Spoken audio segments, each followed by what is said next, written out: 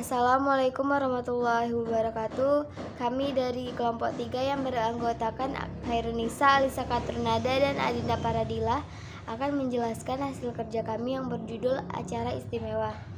Dan yang pertama yang akan saya jelaskan yaitu pemanggilan secara patut.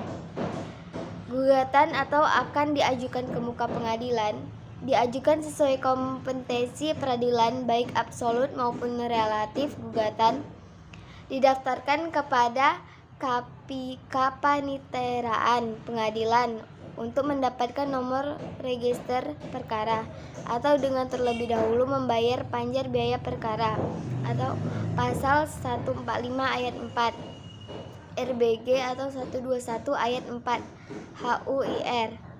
Bagi yang tidak mampu dapat membayar secara prodeo terhadap perkara yang telah mendapat nomor register. Hakim wajib untuk memeriksa dan mengadili perkara tersebut sesuai hukum yang berlaku.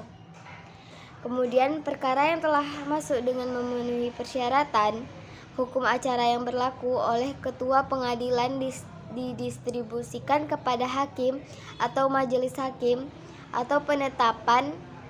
Ketua pengadilan menetapkan hakim atau majelis hakim dan panitera atau panitera pengganti majelis hakim menetapkan hari dan tanggal persidangan atas perkara tersebut.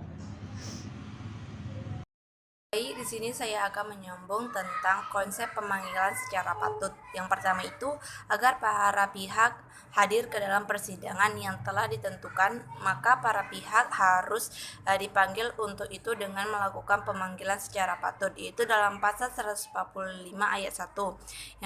Dalam pasal 121 ayat 1. Yang kedua itu ada pemanggilan dilakukan oleh jurusita dengan menyerahkan surat panggilan atau exploit beserta salinan surat gugatan atau khusus kepada tergugat, di mana tergugat bertempat tinggal. Yang ketiga itu ada jika tidak diketahui tempat tinggal, pemanggilan dapat diserahkan kepada kepala desa, itu dalam pasal 178 ayat 1, 121 ayat 1 HIR.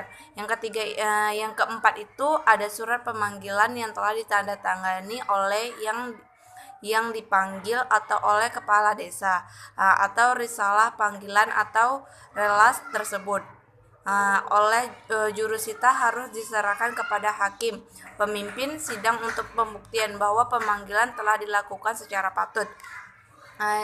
Selanjutnya itu ada gugatan gugur. Yang pertama itu penggugat yang mengajukan gugatan setelah dipanggil secara patut justru tidak hadir atau tidak mengirim wakil dalam persidangan yang telah ditentukan. Yang kedua itu ada menurut pasal 150 RBG atau 126 HIR jika yang bersangkutan telah dipanggil satu kali secara patut, masih diberikan toleransi panggilan sekali, bahkan dalam praktek terkadang sampai 3 kali panggilan. Baik, di sini saya akan melanjutkan penjelasan dari teman saya.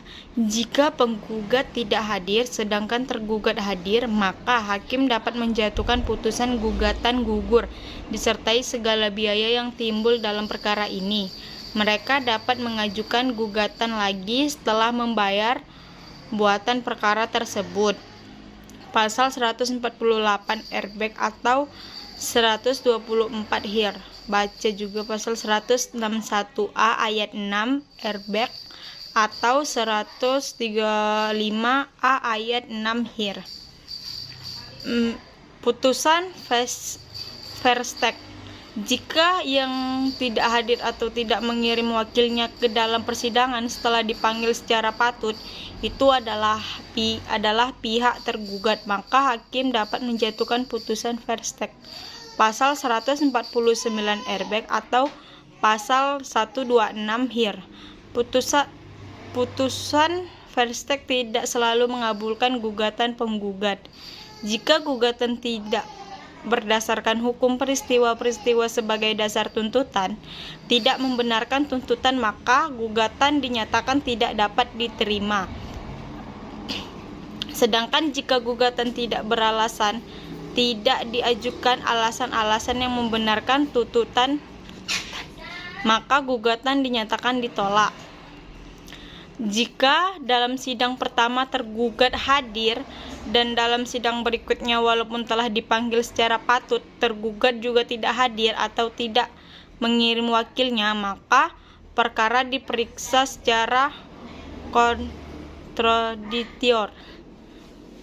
Baik, dari kelompok kami, apabila dari kelompok 3 ada salah, mohon maaf. Saya akhiri dengan wabillahi taufiq walhidayah. Assalamualaikum warahmatullahi wabarakatuh.